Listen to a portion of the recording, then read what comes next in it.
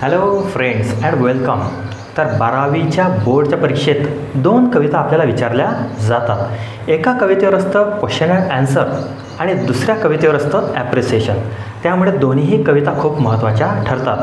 त्यात पहिली जी कविता आहे ती खूप वेळा विचारली गेली आहे, त्यामुळे ही खूप महत्त्वाची आहे. याचं एक्सप्लेनेशन, मराठी भावार्थ तुम्हाला माहीत असणं खूपच गरजेचा आहे. तर बघा, तर आपण आज एक पहिली कविता जिचं नाव आहे song of the open road, जी लिहिली आहे वॉल्ट व्हिटमॅन यांनी, ही आपण पाहू. ठीक आहे, तर लक्ष द्या. Afoot and light hearted I take to the open road. तर लेखक इथं सांगत आहे की मी जीवनाच्या एका नवीन रस्त्यावर आनंदानं पहिलं पाऊल ठेवलेलं आहे. ठीक आहे. Healthy free the world before me. तर केअर फ्री आणि निरोगी असं जग माझ्यासमोर आहे. आपण सुद्धा कोणतीही सुरुवात करताना जे पाहिजे ते रस्ते निवडू शकतो, असंच यात सांगितलेलं आहे. कोणी आपल्याला बांधणारं नसतं की तू हेच कर किंवा तेच कर. आपल्याला जे पाहिजे ते आपण बनवू शकतो. ठीक आहे. तर लेखकाने सुद्धा तेच इथं सांगितलेलं आहे. तर बघा पुढे, the long brown path before me leading where ever I choose. तर मला जिथं कुठंही जायचं असेल तो रस्ता मला तिथं घेऊन जाईल. म्हणजे जीवनात मला जेही बनायचं असेल, मग डॉक्टर, वकील, इंजिनियर काही असो, ते मी बनवू शकतो. कोणी मला थांबवणार आहे का? तर बिलकुल नाही. ठीक आहे. नेक्स्ट स्टांजा पहा. Henceforth I ask not good fortune. Good fortune म्हणजे चांगलं नशीब. I myself am good fortune. आता मला जे पाहिजे ते मी बनवू शकतो, मग मी चांगल्या नशिबाची अपेक्षा का करू?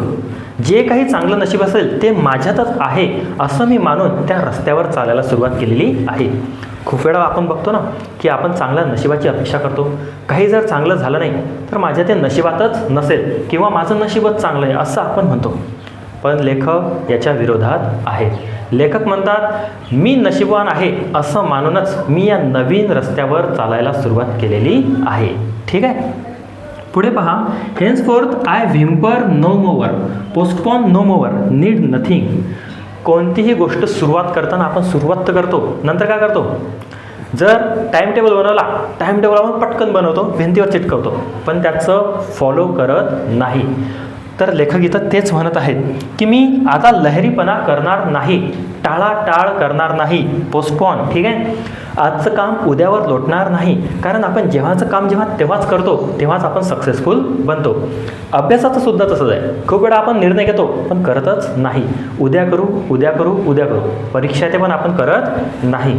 तर लेखक इथं तेच सांगत आहेत की मी आता पोस्टपॉन करणार नाही, लहरीपणा करणार नाही की आज केलं उद्या नाही, उद्या केलं परवा नाही, तर असं बिलकुल नाही.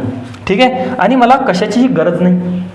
खूप वेळा आपण म्हणतो ना, मला अभ्यास करायचा असला तर एखादी चांगली खोली पाहिजे, टेबल पाहिजे, खुर्ची पाहिजे, तरच मला चांगलं बसता येईल. पण लेखक म्हणतात की जेही माझ्याकडे आहे ते सफिशियंट आहे, मला कशाचीही गरज नाही. ठीक आहे. तर बघा, जेव्हा आपण फुल मॅच्युअर होतो किंवा मॅच्युअर व्हायला लागतो तेव्हाच अशा गोष्टी आपल्याला सुचतात की जे आहे त्यात मी समाधान मानेल. ओके. पुढे पहा. Done with indoor complaints. तर ज्या खोलीत बसून आपण तक्रारी करत असतो की माझ्याकडे हे नाही, ते नाही, असं असतं तर तसं झालं असतं, तर अशा तक्रारी मी करणार नाही. Libraries querulous criticism. कोणत्याही गोष्टीवर मी टीका करणार नाही की हे चांगलंच नाही, हे वाईटच नाही, माझी फॅमिली मला हे करूच देत नाही, अशा गोष्टी मी टाळणार आहे. Strong and content I travel the open road. तर पूर्ण मजबूतीनं, पूर्ण स्वइच्छेनं मी या रस्त्यावर पहिलं पाऊल ठेवलं आणि यावर मी चालणार आहे. काहीही हो, कितीही अडचणी येऊ, मी माझं चालणं थांबवणार नाही. तर बघा, इथपर्यंत तुम्हाला समजलं असेल. आपण पुढचे 2 स्टांजे पाहू.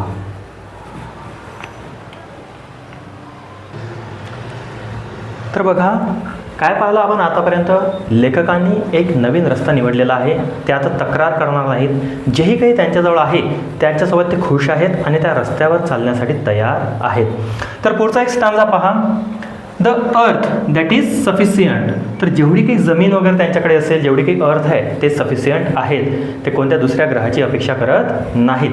त्यानंतर I do not want the constellation any nearer.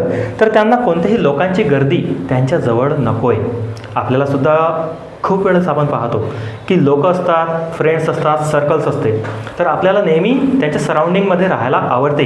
पण लेखकाचं म्हणणं आहे की मला लोकांची गर्दी आता नको. I know they are very well where they are. ते जे काही लोक असतील, प्रभावी लोक असतील, ते जिथं त्यांच्या ठिकाणी असतील तिथं ते ठीक आहेत. Okay. I know they suffice for those who belong to them. तर त्या लोकांची गर्दी किंवा ते लोक ज्यांना हवे असतील ते तिथं आहेत किंवा त्यांच्याजवळ आहेत, असं त्यांना इथं म्हणायचं आहे. त्यानंतर पहा, एक ब्रॅकेटमध्ये लेखकांनी मनातली एक गोष्ट सांगितलेली आहे. कोणती आहे मग ती? Steel here I carry my old delicious burden. ठीक आहे. तर त्यांनी आतासुद्धा त्या नवीन रस्त्यावर चालतानासुद्धा त्यांचं जे जुनं, डेलिशियस म्हणजे आपल्या भाषेत चविष्ट, बर्डन म्हणजे ओझं, तर इथं पॅराडॉक्स दिलेला आहे. तर जीवनाचं जे काही जुनं ओझं होतं ते आजही त्यांच्यासोबत आहे. ठीक आहे. कोणतं ओझं असते ते? तर बघा, फॅमिली आहे. ठीक आहे. ते चांगलेसुद्धा असतं आणि त्याचं थोडं ओझंसुद्धा काही जणांना वाटते. I carry them men and women, I carry them with me wherever I go. बघा, तर मी त्यांना नेहमी घेऊन चालेल. ते माणसं असो, स्त्री असो, मी त्यांना जिथंही जाईल तिथं ते माझ्यासोबत असतील. मग त्या जबाबदाऱ्या असो, फॅमिली असो, मुलं बाळं असो, सगळे मी जिथं जाईल ते माझ्यासोबतच येतील. यांना ते टाळू शकत नाहीत. कारण एक नवीन रस्ता तर चालायला त्यांनी सुरुवात केली, मग हे जुनं सोडून द्यायचं का? तर नाही, हे सुद्धा त्यांच्यासोबतच जातील. Okay. I swear it is impossible for me to get rid of them. तर या फॅमिलीला, जबाबदाऱ्यांना सोडणं हे सगळ्यात कठीण आहे किंवा ते सोडूच शकत नाहीत.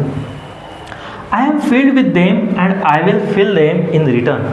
ते माझ्यामुळे आहेत आणि मी त्यांच्यामुळे आहे, असं सोपी भाषेत या वाक्याचं म्हणणं आहे. ओके. तर आय होप तुम्हाला ही कविता समजली असेल. नेक्स्ट व्हिडिओमध्ये आपण याचं ॲप्रिसिएशन पाहू.